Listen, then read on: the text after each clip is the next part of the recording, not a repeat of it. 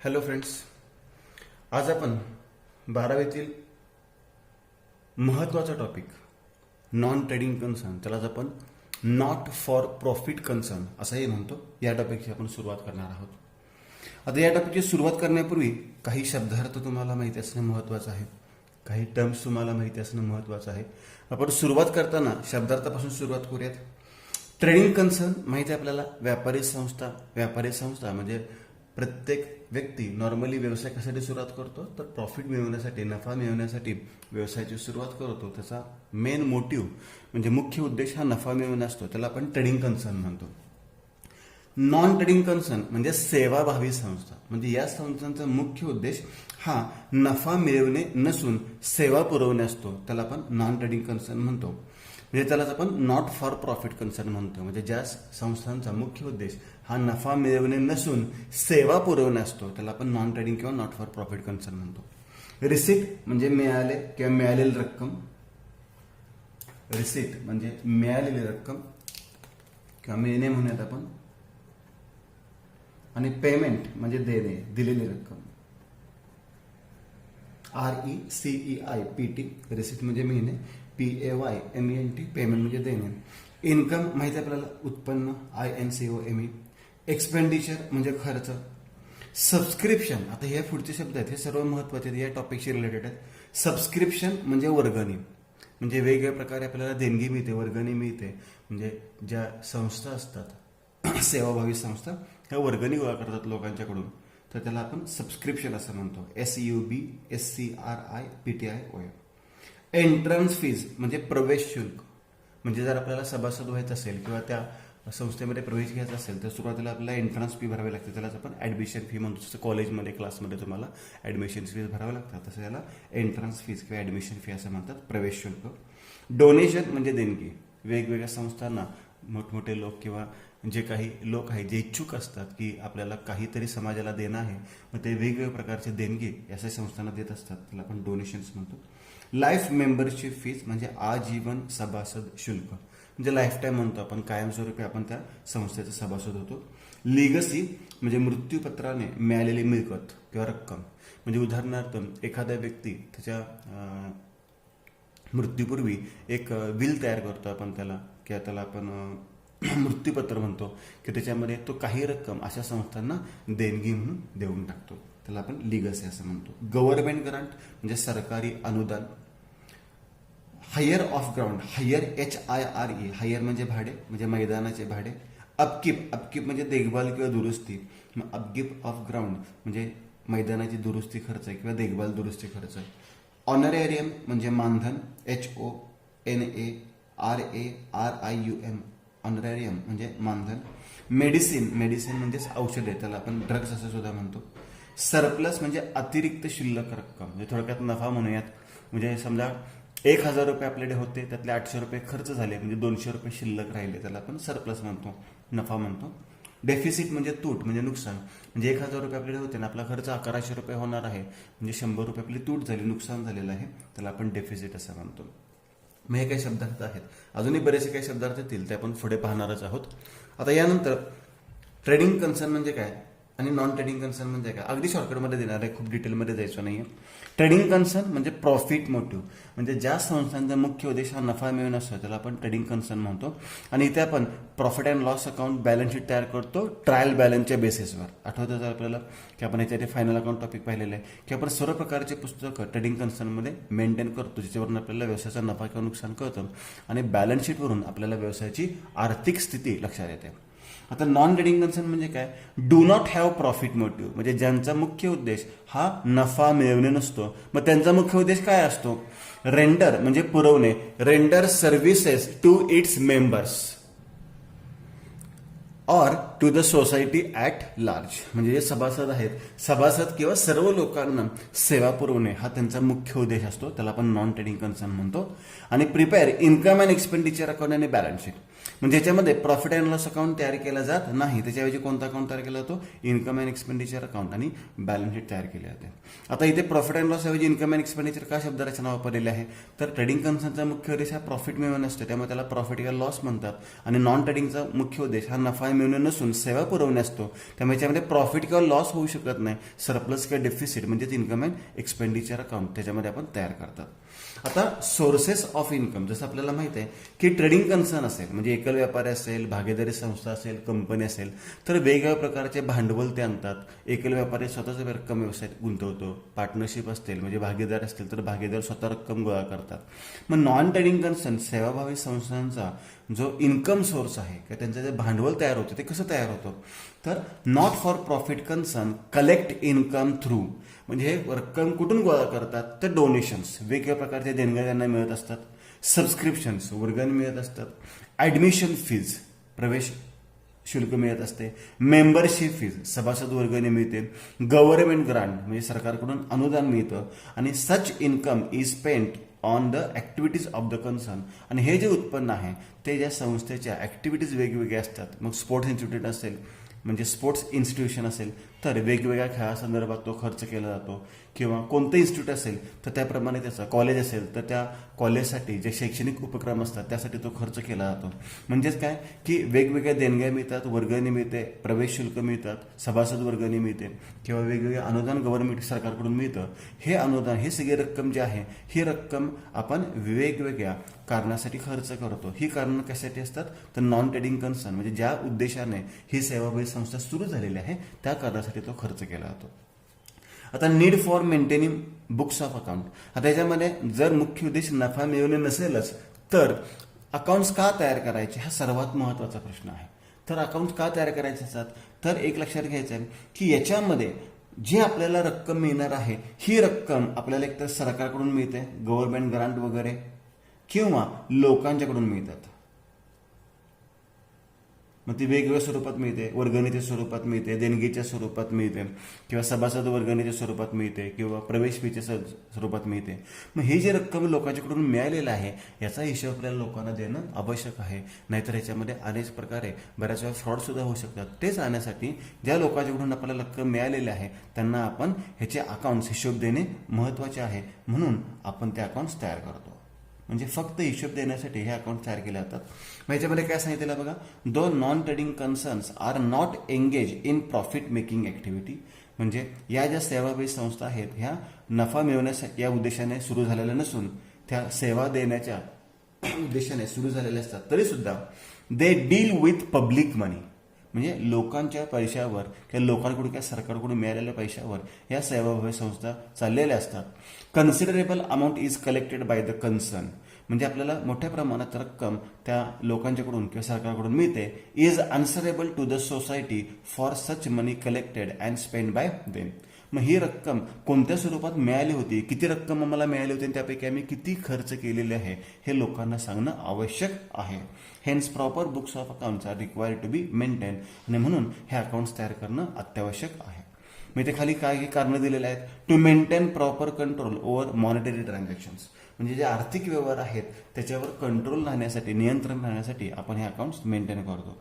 To know the sources of income and heads of expenses, म्हणजे व्यवसायातील जे आपला नॉन ट्रेडिंग कन्सर्न आहे, सेवाभावी संस्था आहे, या संस्थेला कोणकोणत्या स्वरूपात रक्कम मिळालेली होती, कोणत्या मार्गाने रक्कम मिळाली होती, आणि ते कुठे कुठे आपण खर्च केलेले आहे हे लक्षात येण्यासाठी आपण अकाउंट्स मेंटेन करतो. टू अवॉइड माल practice and misappropriation of cash, म्हणजे काही गैरवर्तन किंवा काही घोटाळे होऊ नयेत किंवा चुकीचा वापर त्या रकमेचा होऊ नये यासाठी आपण हे अकाउंट्स मेंटेन करतो. To know surplus or deficit, आपल्या व्यवसायामध्ये किंवा संस्थेमध्ये, की इथे व्यवसाय शब्द सारखा चुकून येते, संस्था हा शब्द प्रॉपर आहे. आपल्या संस्थेमध्ये सरप्लस किंवा डेफिसिट म्हणजे तूट काय झाले असेल तर ते शोधून काढण्यासाठी आपण अकाउंट तयार करतो. To know net worth of the concern, आपली सेवाभावी संस्थेची नेट वर्थ म्हणजे एकूण ॲसेट्स, मालमत्ता वगैरे किती आहे किंवा देणे किती आहे हे शोधून काढण्यासाठी हे अकाउंट्स तयार करतो. मी यामध्ये प्रामुख्याने मागास सांगितल्याप्रमाणे कोणकोणते अकाउंट तयार करतात, तर ह्याच्यामध्ये नॉर्मली दोनच महत्त्वाचे अकाउंट आहेत. एक आहे रिसीट अँड पेमेंट अकाउंट आणि दुसरं आहे profit and loss account, income and expenditure account.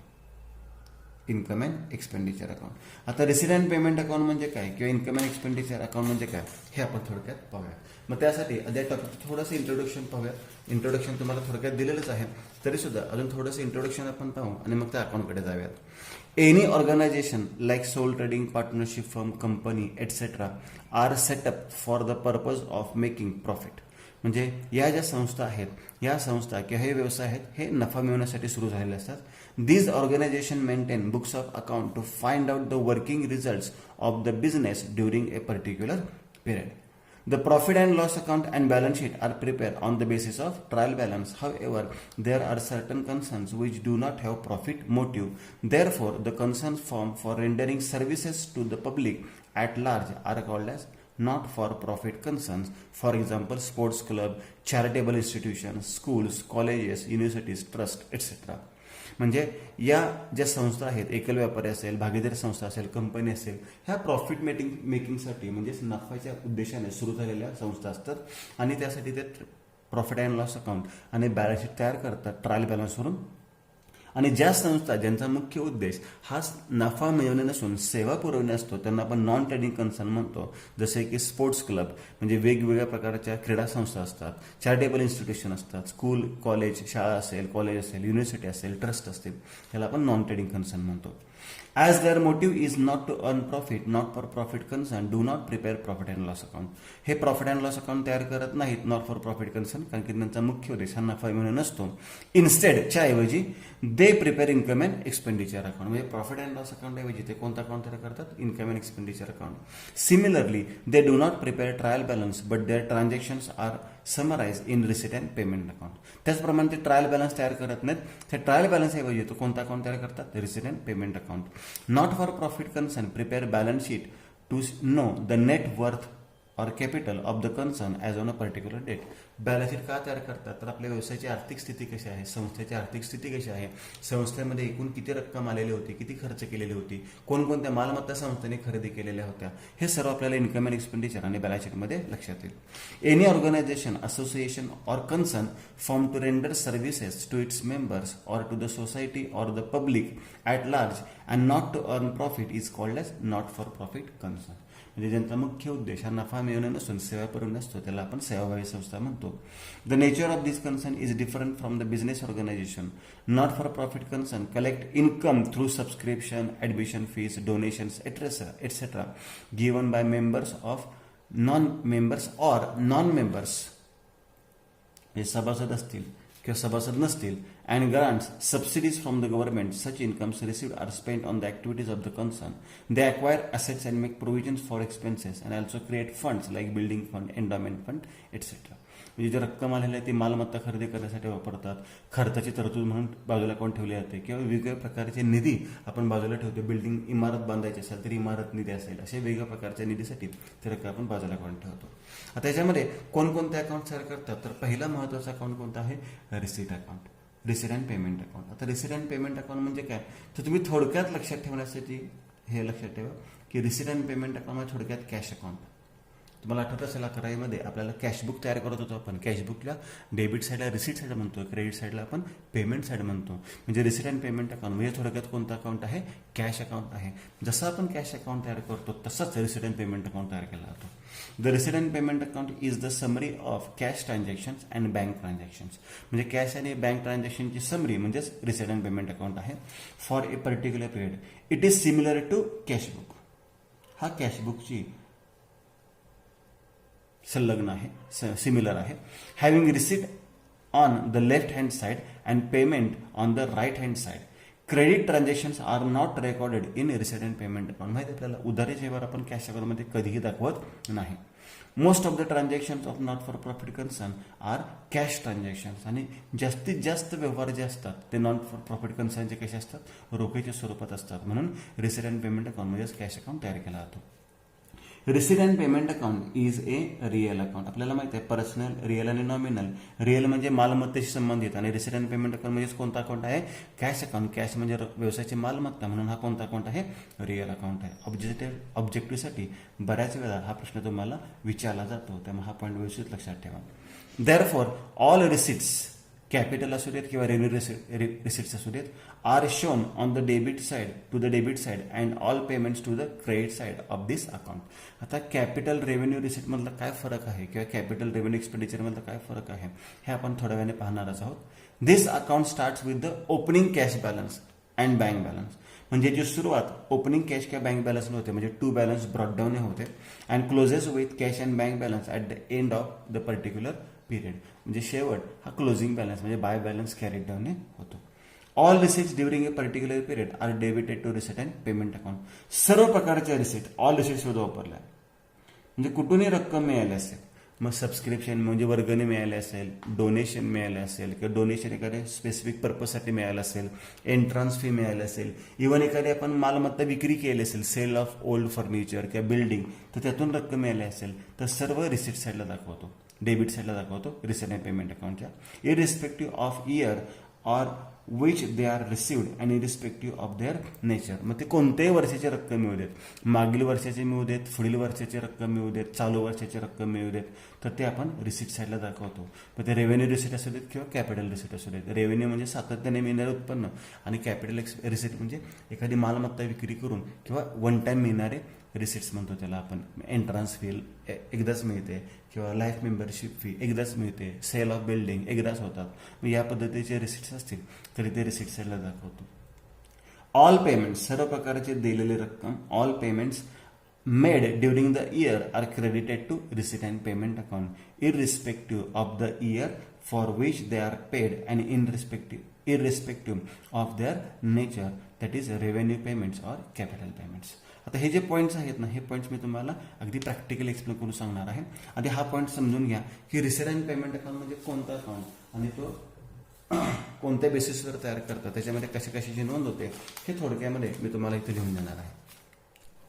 आता याच्यामध्ये पण रिसिट अँड पेमेंटचं जे फॉर्मॅट तुम्हाला लक्षात येण्यासाठी सांगितलेलं आहे. मी मगाशी सांगितलेलं होतं, this account starts with opening cash balance and bank balance and closes with cash and bank balance at the end of particular period. सुरुवात ओपनिंग कॅश बँक बॅलन्सने झालेले आहे, शेवट क्लोजिंग कॅश बॅलन्स बँक बॅलन्सने झालेला आहे. त्यावेळेस क्लोजिंग बॅलन्स बँकेचा इकडे सुद्धा असतो आणि इकडे सुद्धा ओपनिंग बॅलन्स असू शकतो, त्याला आपण ओव्हरड्राफ्ट म्हणतो. तो पॉईंट आपण नंतर पाहणार आहोत. ऑल रिसिट्स सर्व प्रकारचे रिसिट्स आपण रिसिट्सला दाखवतो. सर्व प्रकारचे रिसिट्स म्हणजे वर्गणी मिळाली असेल, मृत्यूपत्राद्वारे देणगी मिळाली असेल, डोनेशन देणगी मिळाली असेल, लाईफ मेंबरशिप फीज, आजीवन सभासद फी मिळाली असेल, शुल्क मिळाले असेल, सनरी इन्कम किरकोळ उत्पन्न असेल, रेंट सूट भाडं मिळालं असेल, सेल ऑफ ओल्ड फर्निचर म्हणजे फर्निचर विकून मालमत्ता रक्कम मिळाली असेल तर ते सुद्धा आपण रिसिटला दाखवतो. आणि all payments made during the year are credited to receipt and payment account. सर्व प्रकारचे पेमेंट आपण पेमेंट साईडला दाखवतो. आता याच्यामध्ये सुद्धा सॅलरी पगार दिला, रेंट दिला असेल, प्रिंटिंग अँड स्टेशनरीचा खर्च दिला असेल, इलेक्ट्रिसिटी दिली असेल, बिल्डिंग परचेस केले असेल, न्यूजपेपर असतील, सॅलरी एक्सपेन्सेस, रिपेअर्स आणि क्लोजिंग बॅलन्स या पद्धतीने. आता रिसिट अँड पेमेंट अकाउंट जर तयार केलं आपण तर त्याच्यावर आपल्याला कोणता अकाउंट तयार करायला लागतो, इन्कम अँड एक्सपेंडिचर अकाउंट हा तयार करायला लागतो. याचा पूर्ण डिटेल फॉर्मॅट मी तुम्हाला थोड्या वेळ देणारच आहे, पण त्यापूर्वी तुम्हाला ह्याचे जस्ट थोडीशी इन्फॉर्मेशन लक्षात यावी, आयडिया यावी म्हणून मी तुम्हाला खाली इन्कम अँड एक्सपेंडिचर अकाउंट तयार करून दिलं. आता या सर्व आयटमचं पोस्टिंग इन्कम अँड एक्सपेंडिचरला होत नाही, अपोजिट पोस्टिंग होणार आहे. पेमेंटचं पोस्टिंग एक्सपेंडिचरला होतं. नाव जर इन्कम अँड एक्सपेंडिचर असलं तर डेबिटची सुरुवात कशाने होते, एक्सपेंडिचर, आणि क्रेडिट कशाने करतो आपण, इन्कमला करतो. तर या पद्धतीने क्रॉस पोस्टिंग करणार आहे आपण. तर इथे चेक करूयात आपण, टू बॅलन्स ब्रॉट डाऊन म्हणजे हा कॅश आणि बँक बॅलन्स आहे आणि कॅश आणि बँक बॅलन्स माहिती आहे आपल्याला, हा नॉर्मली बॅलन्स कुठे दाखवतो आपण, ॲसेट साईडला दाखवतो. तर याचं पोस्टिंग ओपनिंग बॅलन्स शीटच्या ॲसेट साईडला होतं, ते इन्कम साईडला येत नाही. सबस्क्रिप्शन वर्गणी मिळाली तर लिहूयात आपण बाय सबस्क्रिप्शन, इथं दाखवू शकतो. किती रुपये वर्गणी मिळालेले आहे, 1,20,000 उत्पन्न झालं आपलं. आता लिगसी असेल किंवा लाईफ मेंबरची फी असेल, ॲडमिशन फी असेल किंवा एंट्रन्स फी असेल, असे जे पॉईंट आहेत हे आपल्याला एकदाच मिळतात का सातत्याने मिळतात लक्षात घ्या. तर हे वन टाइम मिळतात, एकदाच मिळतात. म्हणजे एखाद्या व्यक्तीकडून मृत्यूपत्राद्वारे आपल्याला जी देणगी मिळते ते एकदाच मिळते. अशा अनेक लोकांच्याकडून वेगवेगळी मिळेल पण एका व्यक्तीकडून एकदाच मिळते. लाईफ मेंबरशिप फी एका व्यक्तीकडून एकदाच मिळते, म्हणजे ह्याला आपण वन टाइम पेमेंट म्हणतो, त्याला आपण कॅपिटल रिसीट म्हणतो. याला आपण काय म्हणतो, कॅपिटल रिसीट म्हणतो. मग हे जे कॅपिटल रिसीट आहेत हे इन्कम साईडला दाखवत नाहीत, तर ते कॅपिटलमध्ये काय केले जातात, ॲड केले जातात, ॲड इन कॅपिटल. तेव्हा हा पॉईंट लक्षात घ्या. लिगस असेल, लाईफ मेंबरची फीज असेल, एंट्रन्स फी म्हणजे ॲडमिशन फी असेल तर ती शक्यतो आपण काय करतो कॅपिटलमध्ये ॲड करतो. किंवा ॲडजस्टमेंटमध्ये सांगितलं असेल की नाही लिगसी तुम्ही इन्कमला दाखवा तर तुम्ही इन्कमला घेऊ शकता, किंवा 50% इन्कम दाखवा तर 50,000 पैकी 25,000 इन्कम दाखवा, 25,000 कॅपिटलमध्ये ॲड करू शकता. त्यामुळे लिगस असेल, लाईफ मेंबरशिप फी असेल तर ते इन्कमला दाखवत नाही. डोनेशन देणगी मिळाली ही आपल्या दैनंदिन खर्चासाठीच असते. डोनेशन मिळालं, किती रुपये मिळालेले आहेत 30,000 रुपये. सनरी इन्कम किरकोळ उत्पन्न इन्कमच आहे आपला, इन्कम साईडला दाखवले आपण 10,000 रुपये. रेंट रिसिव्ड उत्पन्नच आहे, बाय रेंट रिसिव्ड किती आहे 8,000 रुपये. सेल ऑफ ओल्ड फर्निचर आता लक्षात घ्यायचं आहे. आता इथे तुम्ही म्हणाल की आम्हाला पैसे मिळाले, पण एक्झॅक्ट पैसे मिळाले पण ते आपलं उत्पन्न नाही. कारण की उत्पन्न केव्हा म्हणतो आपण जर आपल्याकडून काही गेलं नाहीये आणि आपल्याला जर रक्कम मिळाली असेल तर त्याला आपण उत्पन्न म्हणतो. म्हणजे आपण एखाद्या व्यक्तीला सेवा दिली असेल एखाद्या, त्याच्याकडून पैसे मिळाले तर त्याला आपण इन्कम म्हणतो. हे सेल ऑफ ओल्ड फर्निचर आहे, म्हणजे त्याच्यामधून फर्निचर जाणार आहे आपल्याकडून, त्यामुळे हे सुद्धा कॅपिटल रिसीट आहे. तर याची नोंद तुम्ही इन्कम साईडला करू शकत नाही. सेल ऑफ ओल्ड फर्निचर आपण फर्निचरमधून काय करतो लेस करतो, लेस फ्रॉम फर्निचर, कारण की आपली मालमत्ता जाणार आहे मग मालमत्ता कमी होणार आहे. याचंही पोस्टिंग इन्कम साईडला होणार नाही. म्हणजे इन्कम साईडचे कोणकोणते आयटम आले लक्षात आले तुमच्या. रिसीट साईडला जे रेव्हेन्यू रिसीट आहेत तेच रेव्हेन्यू रिसीट आपण इन्कमला दाखवतो. आता पेमेंटचे फक्त रेव्हेन्यू पेमेंट म्हणजे सातत्याने होणारा खर्च फक्त एक्सपेंडिचर दाखवला, त्यामध्ये कोणता येणार सॅलरी आपण प्रत्येक महिन्याला देतो. 2 सॅलरीज हा दैनंदिन खर्च आहे 1,20,000. रेंट अँड टॅक्सेस प्रत्येक महिन्याला देतो. 2 रेंट अँड टॅक्सेस तो एक्सपेंडिचरला येणार किती रुपये आहे 80,000 रुपये. प्रिंटिंग अँड स्टेशनरी हा दैनंदिन खर्च आहे, प्रिंटिंग अँड स्टेशनरी तो 10,000 रुपये. इलेक्ट्रिसिटी दैनंदिन खर्च आहे 2 इलेक्ट्रिसिटी 20,000 रुपये. बिल्डिंग आता बिल्डिंग परचेस केली हा खर्च आहे का पहिला सांगा, तर नाहीये. तर बिल्डिंग ही काय आहे आपली ॲसेट आहे, म्हणजे याचं पोस्टिंग कुठे होणार आहे बॅलन्स शीटच्या ॲसेटला. त्या बिल्डिंग हा आपण एक्सपेंडिचरमध्ये दाखवत नाही, तो बॅलन्स शीटच्या ॲसेटला येतो. याला आपण कॅपिटल एक्सपेंडिचर म्हणतो, याला आपण कॅपिटल एक्सपेंडिचर म्हणतो. न्यूजपेपर हा खर्च आहे. आपण जे दैनंदिन न्यूजपेपर्स घेतो न्यूजपेपर हा खर्च आहे किती रुपये आहे 2,000 रुपये. सनरी एक्सपेन्सेस खर्चच आहे 2 सनरी एक्सपेन्सेस 3,000 रुपये. रिपेअर्स अँड मेंटेनन्स खर्चच आहे 2 रिपेअर्स अँड मेंटेनन्स 3,000 रुपये. आणि बाय बॅलन्स कॅरीड डाऊन हा मात्र कॅश आणि बँकचा क्लोजिंग बॅलन्स आहे, त्यामुळे तो सुद्धा कुठं दाखवतो आपण ॲसेट साईडला. फक्त कोणत्या बॅलन्स शीटला दाखवतो ओपनिंग बॅलन्स शीटच्या ॲसेटला दाखवतो. म्हणजे थोडक्यात काय अगदी शॉर्टमध्ये तुम्हाला लक्षात ठेवायचं असेल तर रिसीट अँड पेमेंट आणि इन्कम अँड एक्सपेंडिचर याचा एक फॉर्म्युला मी तुम्हाला लक्षात देतो. हा सर्व विद्यार्थ्यांनी एवढा फॉर्म्युला लक्षात ठेवा किंवा लिहून ठेवा. रिसीट अँड पेमेंट अकाउंट आणि इन्कम अँड एक्सपेंडिचर अकाउंट याच्यामध्ये तुमचे बरेचसे पॉईंट्स क्लिअर होऊन जाणार आहेत. फक्त त्यासाठी तुम्हाला शब्दांचे अर्थ माहिती पाहिजेत. तर लक्षात घ्या पहिल्यांदा असतं 2 बॅलन्स ब्रॉड डाऊन, त्याच्यामध्ये कॅश येईल बँक येईल बरोबर. दुसरा आयटम येतो 2 रेव्हेन्यू रिसीट आणि 2 कॅपिटल रिसीट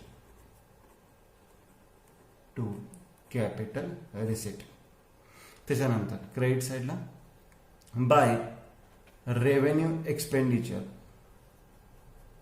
किंवा रेव्हेन्यू पेमेंट म्हणतो आपण, बाय कॅपिटल एक्सपेंडिचर तर आपण कॅपिटल पेमेंट असं म्हणतो, आणि बाय बॅलन्स कॅरीड डाऊन. एवढेच आयटम रिसीट अँड पेमेंटला असतात बरोबर. आता याचं तुम्हाला फक्त डिस्ट्रीब्युशन करता आलं पाहिजे, रेव्हेन्यू कोणतं आणि कॅपिटल कोणतं. हे प्रॅक्टिकल एक्झाम्पलमध्ये तुमच्या बरेचसे लक्षात येईल.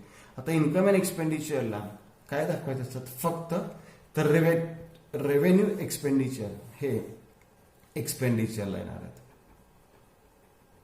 रेव्हेन्यू पेमेंट किंवा रेव्हेन्यू एक्सपेंडिचर हे एक्सपेंडिचर येणार, आणि यातले रेव्हेन्यू रिसिट्स आहेत हे फक्त इन्कम साईडला येणार आहेत. बाय रेव्हेन्यू रिसिट्स बस एवढाच पॉईंट तुम्हाला लक्षात ठेवायचा आहे. हा जो ओपनिंग बॅलन्स आहे तो ओपनिंग बॅलन्स शीटच्या ॲसेटला, क्लोजिंग बॅलन्स आहे तर क्लोजिंग बॅलन्स शीटच्या ॲसेटला. कॅपिटल रिसिट हे लायबिलिटी साईडला येतात किंवा ॲसेटमधून लेस करतात. कॅपिटल रिसिट हे काय करतो आपण लायबिलिटी साईडला किंवा ॲसेटमधून लेस करतात. कॅपिटल एक्सपेंडिचरला आहे ते ॲसेटला येतात किंवा लायबिलिटीमधून लेस करतात. तर ते पॉईंट्स तुम्हाला एक्सप्लेन करून सांगेनच मी. बघा, कॅपिटल रिसीट याचं पोस्टिंग फक्त बॅलन्स शीटला होणार आहे आणि कॅपिटल एक्सपेंडिचर याचं हे पोस्टिंग फक्त कुठे होणार आहे, बॅलन्स शीटला होणार आहे. तर हे कॅपिटल रिसीट आहेत, म्हणजे उदाहरणार्थ सेल ऑफ मशिनरी म्हटलं आपण, सेल ऑफ फर्निचर म्हटलं, तर ते ॲसेटमधून काय करणार, लेस करणार, लेस फ्रॉम ॲसेट, किंवा बॅलन्स शीटला लायबिलिटी साईडला आहे असे दाखवणार. उदाहरणार्थ बँक लोन टेकन असेल, म्हणजे कर्ज घेतलं असेल, तर कर्ज घेतलं तर ते आपले ॲसेट तर नाही, लायबिलिटी आहे, बॅलन्स शीटच्या लायबिलिटीसाठी दाखवा. एंट्रन्स फी, एक रक्कम यायला असेल आपल्याला, तर ते कॅपिटलमध्ये ॲड करतो, म्हणजे बॅलन्स शीटच्या लायबिलिटीसाठी दाखवतो. आणि कॅपिटल एक्सपेंडिचर आहेत, कॅपिटल एक्सपेंडिचर हे एकतर लेस फ्रॉम लायबिलिटी म्हणतो, लेस फ्रॉम लायबिलिटी. आता लेस फ्रॉम लायबिलिटी उदाहरणार्थ रिपेमेंट ऑफ लोन, जसं इथं कर्ज घेतलं होतं तसं कर्जाची रक्कम परत केली तर लायबिलिटी कमी होणार ना आपली, म्हणून लेस फ्रॉम लायबिलिटी. किंवा बॅलन्स शीट ॲसेट्स आहे, समजा इथे बिल्डिंग परचेस असेल, मशिनरी परचेस असेल, काही खरेदी केलं असेल तर ते कुठे दाखवणार आपण, बॅलन्स शीटच्या ॲसेटला. या पद्धतीने याचं पोस्टिंग लक्षात ठेवायचं आहे. मी इथं दाखवतो परत, रेव्हेन्यू रिसीट कुठे दाखवणार, इन्कमला दाखवणार. बघा मी इथं लिहून देतो, एवढेच पॉईंट फक्त लक्षात ठेवा. रेव्हेन्यू रिसीट हे सगळे इन्कमला दाखवतो आपण, रेव्हेन्यू पेमेंट्स किंवा एक्सपेंडिचर हे आपण एक्सपेंडिचरला दाखवतो. कॅपिटल रिसीट्स, कॅपिटल रिसीट्स एक तर तुम्ही लेस फ्रॉम ॲसेट करा, लेस फ्रॉम ॲसेट करा, किंवा बॅलन्स शीटच्या लायबिलिटीला दाखवा. आणि कॅपिटल पेमेंट्स, कॅपिटल पेमेंट्स एक तर तुम्ही लेस फ्रॉम लायबिलिटी करा, किंवा बॅलन्स शीटच्या ॲसेटला दाखवा. या पद्धतीने तुम्हाला हा चार्ट लक्षात ठेवायचा आहे. आता इन्कम अँड एक्सपेंडिचर अकाउंट नंतर आपण थोडंसं रिसीट अँड पेमेंट नंतर इन्कम अँड एक्सपेंडिचर अकाउंट थोडक्यात माहिती करून घेते. Income and expenditure account is a summary of revenue incomes and revenue expenses of a particular period. याच्यामध्ये फक्त रेव्हेन्यू इन्कम आणि रेव्हेन्यू एक्सपेन्सेस असा उल्लेख केला आहे. इथून त्या लक्षात येईल, दिसलं का, रेव्हेन्यू एक्सपेन्सेस आणि रेव्हेन्यू रिसीट. याच्यामध्ये कॅपिटल आयटम दाखवत नाही आपण. It is similar to profit and loss account. हा प्रॉफिट अँड लॉस सारखा तयार केला जातो. It is a nominal account, कारण की debit all expenses and losses, credit all incomes and gains हा नॉमिनल अकाउंटचा नियम आहे. म्हणून इन्कम अँड एक्सपेंडिचर अकाउंट हा कोणता अकाउंट आहे, नॉमिनल अकाउंट आहे. Hence all expenses or losses of current year are debited and all incomes and gains are credited to this account. त्याच्यामध्ये बाकी सर्व इन्फॉर्मेशन दिलेली आहे ती मी तुम्हाला एक्सप्लेन करून सांगणारच आहे. तर याच्यामध्ये फक्त ज्यादा काय पॉईंट येणार आहे, तर याच्यामध्ये आपण आउटस्टँडिंग किंवा प्रीपेड दाखवत नाही. इथे आपण आउटस्टँडिंग, प्रीपेड ॲड लेस करतो, किंवा आउटस्टँडिंग, प्रीपेड, प्री रिसिव्ड अशा आयटम इन्कम अँड एक्सपेंडिचरला घेतो, जे आपण रिसीट अँड पेमेंटला घेत नाही. इथे आपण कॅपिटल आयटम दाखवतो, इथे आपण कॅपिटल आयटम दाखवत नाही. असा थोडा काय फरक आहे तो तुम्हाला लक्षात ठेवायचा. आता याच्यामध्ये जो फरक येतो, याची सुरुवात कधीही ओपनिंग बॅलन्सने वगैरे होत नाहीये, हे शेवट कधीही क्लोजिंग बॅलन्सने होत नाही.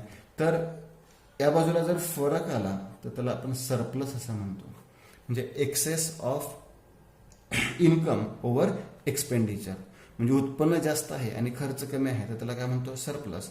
आणि क्रेडिट साईडला फरक आला तर त्याला आपण डेफिसिट असं म्हणतो. हे दोन पॉईंट फक्त तुम्हाला लक्षात ठेवायचे आहेत, इथे सांगितलेलेच आहेत. The difference in revenue, income, expenditure may be surplus or deficit, and if there is surplus, it is added in the capital fund, and if there is a deficit, it is deducted from the capital fund. म्हणजे surplus आला तर कॅपिटलमध्ये add करतो आणि deficit आला तर कॅपिटलमधून काय करतो, लेस करतो. Items of capital receipts are not recorded in income and expenditure account. Capital receipt किंवा कॅपिटल एक्सपेंडिचर आपण इन्कम अँड एक्सपेंडिचरला दाखवत नाही.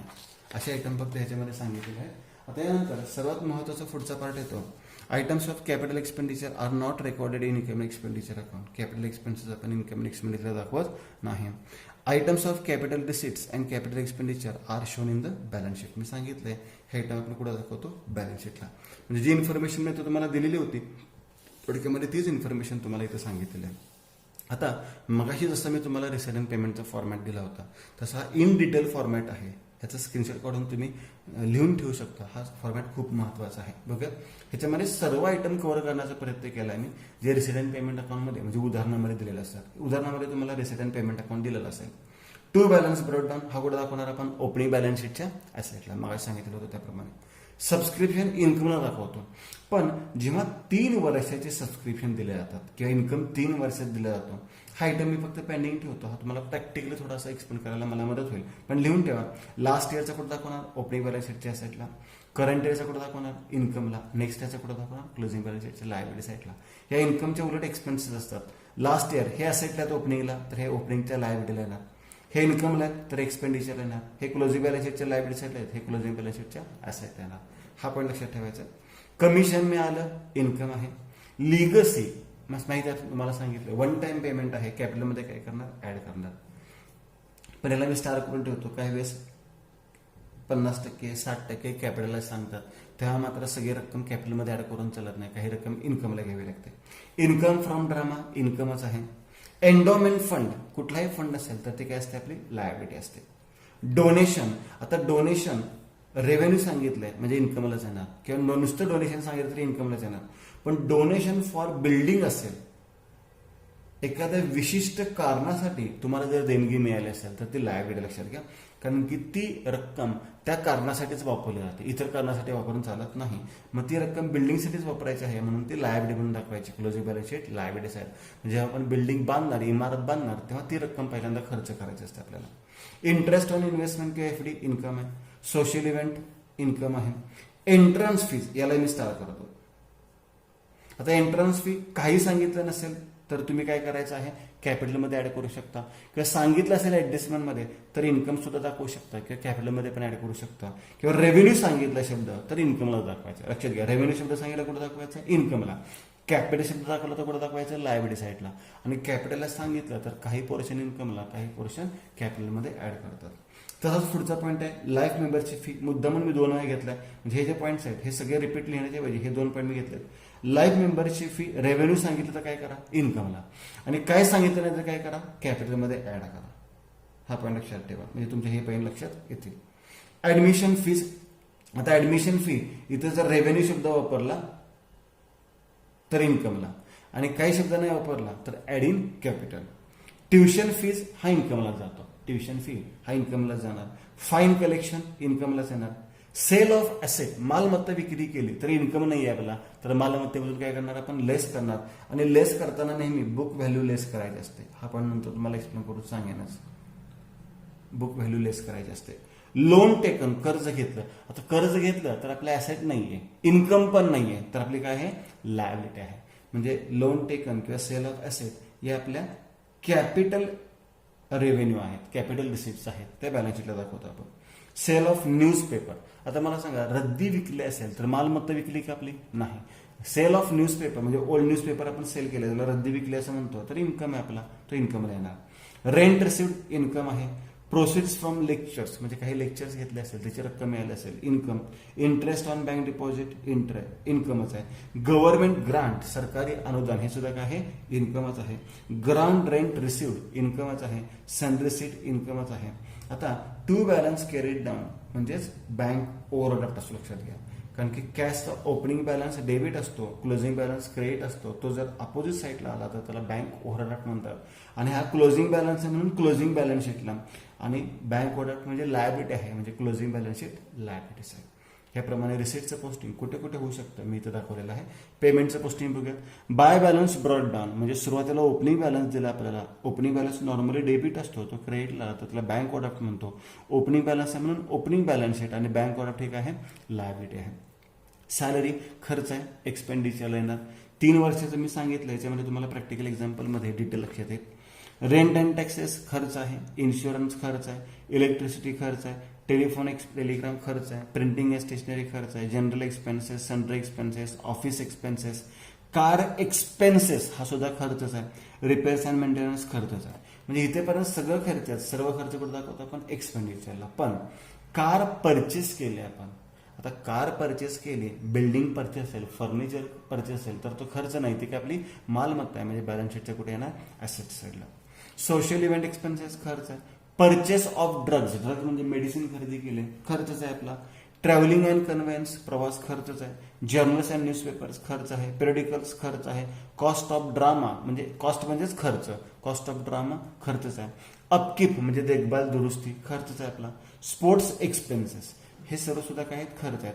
फक्त स्पोर्ट्स मटेरियल हे काय आपली ॲसेट आहे. स्पोर्ट्स मटेरियल ही ॲसेट आहे. स्पोर्ट्स इक्विपमेंट असेल ही सुद्धा काय आपली ॲसेट आहे, ॲसेट साईडला जाणार. बँक डिपॉझिट, बँकेत आपण पैसे डिपॉझिट केलेत, खर्च नाही आहे, मालमत्ता आहे आपली, बरोबर. आपण बँकेत पैसे सेव्हिंग करून ठेवलेत किंवा एफडी करून ठेवलेले आहेत, म्हणजे हे आपले ॲसेटच आहे. फर्निचर ही सुद्धा काय आपली ॲसेटच आहे. गव्हर्नमेंट सिक्युरिटी म्हणजे गुंतवणूक म्हणतो आपण, इन्व्हेस्टमेंट ही सुद्धा काय आहे, ॲसेटच आहे. बिल्डिंग किंवा प्रिमायसेस ॲसेटच आहे. इन्व्हेस्टमेंट सुद्धा ॲसेटच आहे. म्हणजे या प्रकारे रक्कम गेली असेल तर त्याला आपण काय म्हणतो, ॲसेट्स म्हणतो. आणि ह्या सगळ्या बॅलन्स शीटच्या ॲसेटला दाखवतात. आणि बाय बॅलन्स कॅरीड डाऊन म्हणजे नॉर्मल कॅशचा क्लोजिंग बॅलन्स असेल तर क्लोजिंग बॅलन्स शीटच्या ॲसेटला, या सर्व ॲसेट्स क्लोजिंग बॅलन्स शीटच्या ॲसेटला येतात. या पद्धतीने ह्याच्यापेक्षा जास्त डिटेल फॉर्मॅट तुम्हाला काही विचारला जाणार नाही, की विचारण्याची शक्यता खूप कमी आहे. हा फॉर्मॅट आहे, हा फॉर्मॅट तुम्ही व्यवस्थित मेमराईज करायचा, लक्षात ठेवायचा आहे. आणि याच्या शब्दांचे अर्थ तुम्हाला माहिती असणं आवश्यक आहे. आता रिसीट अँड पेमेंट पाहिला, इन्कम अँड एक्सपेंडिचर पाहिला. आता बॅलन्स शीट, तर बॅलन्स शीटमध्ये मग सांगितलं तर याच्यामध्ये कोणकोणते आयटम येणार, फर्निचरमधून लेस करणार सेल ऑफ फर्निचर, लिगसी असेल किंवा लाईफ मेंबरची फी असेल कॅपिटलमध्ये ऍड करणार. बिल्डिंग खरेदी केली बॅलन्स शीटच्या ॲसेटला दाखवणार, बरोबर. Closing cash and bank balance आहे तो बॅलन्स शीटच्या ॲसेटला दाखवणार. आता बॅलन्स शीट म्हणजे काय, तर नॉर्मली इतर वेळेस पाहतो तसंच बॅलन्स शीटची डेफिनेशन आहे. Balance sheet is a statement of assets and liabilities of the organisation. आपल्याला माहिती आहे की बॅलन्स शीट हा अकाउंट नसतो, बॅलन्स शीट हे स्टेटमेंट असतं. आणि या स्टेटमेंटमध्ये आपल्याला व्यवसायाची आर्थिक स्थिती लक्षात येते, म्हणजे असेट्स अँड लायबिलिटीज लक्षात येतात. As on a particular date balance sheet is prepare to find out financial position of organisation on a certain date. विशिष्ट तारखेला आपल्या संस्थेची काय आर्थिक स्थिती आहे हे पाहण्यासाठी आपण बॅलन्स शीट तयार करतो. Even not for profit concern are interested in knowing their capital positions as on a particular date. The difference between two sides, that is excess of asset or liability, may be taken as opening balance of capital fund. म्हणजे हा point तुम्ही एक ऑब्जेक्टसाठी लक्षात ठेवा. Excess of assets over liabilities याला आपण काय म्हणतो, कॅपिटल फंड असं म्हणतो. म्हणजे बॅलन्स शीटला असेट्स जास्त असतात, लायबिलिटी कमी असतात आणि तो जो फरक येतो या फरकाला आपण काय म्हणतो, कॅपिटल फंड असं म्हणतो. आणि ओपनिंग बॅलन्स शीट असेल तर opening capital fund, closing balance sheet असेल तर क्लोजिंग कॅपिटल फंड असं आपण त्याला म्हणतो. तर या पद्धतीने आपण इन्कम अँड एक्सपेंडिचर अकाउंट म्हणजे काय, रिसीट अँड पेमेंट अकाउंट म्हणजे काय, बॅलन्स शीट कशी तयार करतो आणि नॉन ट्रेडिंग कन्सर्न याचं अकाउंटिंग कसं करायचं हे थोडक्यात पाहिलेलं आहे. आता याच्या पुढे आपण पुढच्या लेक्चरमध्ये पहिलं एक्झाम्पल पाहणार आहोत. पण ते एक्झाम्पल पाहण्यापूर्वी मी तुम्हाला परत एकदा रिपीट करतो, हा जो फॉर्मॅट आहे हा फॉर्मॅट तुमचा परफेक्ट लक्षात असायला हवा. आता ह्याच्यामध्ये ॲडजस्टमेंट कोणते असतात, बऱ्याच विद्यार्थ्यांचा प्रश्न असतात की ह्याच्यामध्ये ॲडजस्टमेंट कोणते असतात. सिम्पल ॲडजस्टमेंट आहेत जे तुम्हाला फायनल अकाउंटमध्ये झालेले आहेत. कोणते ॲडजस्टमेंट आहेत, आउटस्टँडिंग एक्सपेन्सेस. माहिती आपल्याला प्रत्येक आउटस्टँडिंग काय करतो, ॲड म्हणजे ॲड इन एक्सपेन्सेस. आणि दुसरा एफर्ट कुठं दाखवतो, खर्च आहे, खर्चाची रक्कम देणे आहे म्हणजे बॅलन्स शीट लायबिलिटीज आहे. याच्या उलट दुसरी ॲडजस्टमेंट असते माहिती आपल्याला, प्रीपेड एक्सपेन्सेस. मग प्रीपेड एक्सपेन्सेस काय करणार, आउटस्टँडिंग ॲड करतो तर प्रीपेड काय करतो आपण, लेस फ्रॉम एक्सपेन्सेस. आणि दुसरा इफेक्ट कुठे दाखवणार आपण, बॅलन्स शीट ॲसेट साईड. तिसरी ॲडजस्टमेंट असते आउटस्टँडिंग इन्कम. प्रत्येक आउटस्टँडिंग काय करतो आपण, ॲड करतो. म्हणजे पहिला इफेक्ट काय होणार आहे, ॲड इन इन्कम. आणि दुसरा इफेक्ट उत्पन्नाची रक्कम येणे आहे, येणे म्हणजे कुठली side, balance sheet asset side. त्याच्यानंतर कोणता येतो, ॲडव्हान्स इन्कम, त्याला प्री रिसिव्ड इन्कम सुद्धा म्हणतो आपण. ॲडव्हान्स इन्कम आउटस्टँडिंग ॲड करतो, प्री रिसिव्ड काय करणार आपण, लेस फ्रॉम इन्कम. आणि दुसरा effect balance sheet liability side. याच्यानंतरची ॲडजस्टमेंट ही सर्वांनाच माहिती आहे कोणती, डेप्रिसिएशन. काय करतो डेप्रिसिएशन, लेस फ्रॉम ॲसेट. आणि खर्च आहे, आता इथे प्रॉफिट अँड लॉस अकाउंट नसतो, इन्कम अँड एक्सपेंडिचर असतो म्हणजे एक्सपेंडिचर साईड. त्याच्यानंतर stock of stationery, stock of drugs ही सुद्धा ॲडजस्टमेंट आपण पाहिलेली आहे बॅलन्स फायनल अकाउंटमध्ये. स्टॉक ऑफ स्टेशनरी काय करतो आपण, लेस करतो, लेस फ्रॉम स्टेशनरी. जर स्टॉक ऑफ ड्रग्ज असेल तर लेस फ्रॉम ड्रग्ज म्हणूयात, लेस फ्रॉम मेडिसिन म्हणूयात. आणि बॅलन्स शीटच्या पुढे दाखवतो आपण ॲसेट साईडला दाखवतो. याच्या व्यतिरिक्त एकच ॲडजस्टमेंट या टॉपिकमध्ये असते, capitalise income.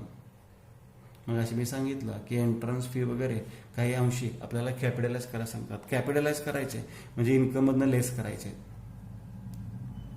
Less from income. आणि add in capital, less from income आणि ॲड इन कॅपिटल. या ॲडजस्टमेंट तुम्हाला लक्षात ठेवायच्यात. नॉन ट्रेडिंग कन्सर्नमध्ये एवढ्या ॲडजस्टमेंट तुम्ही आत्ता पुरेशा आहेत, करू शकता. आता या ॲडजस्टमेंट असतात ते करंट इयरचे असतात, चालू वर्षाचे असतात.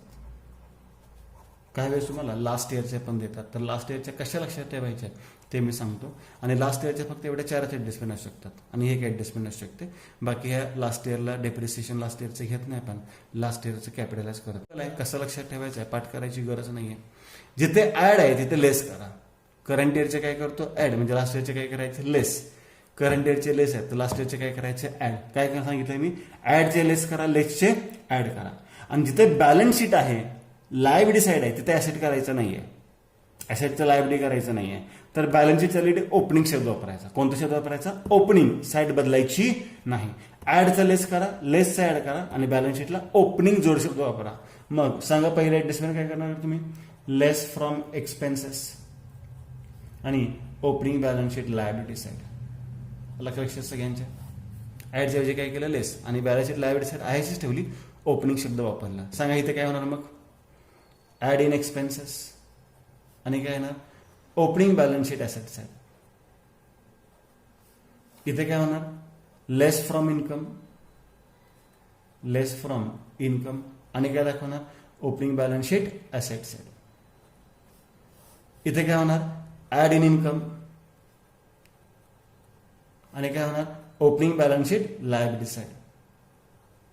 आणि इथे काय होणार, ॲड इन स्टेशनरी आणि दुसऱ्या इकडे काय होणार, opening balance sheet asset side. झालं. या पद्धतीने तुम्हाला सर्व ॲडजस्टमेंट लक्षात ठेवायचे. हा जो फॉर्मॅट आहे, ह्या ज्या ॲडजस्टमेंट आहेत या व्यवस्थित अभ्यास करून ठेवा. आपण जेव्हा पहिलं एक्झाम्पल स्टार्ट करणार आहोत, या पुढच्या लेक्चरमध्ये तुम्हाला हे पॉईंट्स माहिती असणं आवश्यक आहे. थँक्यू.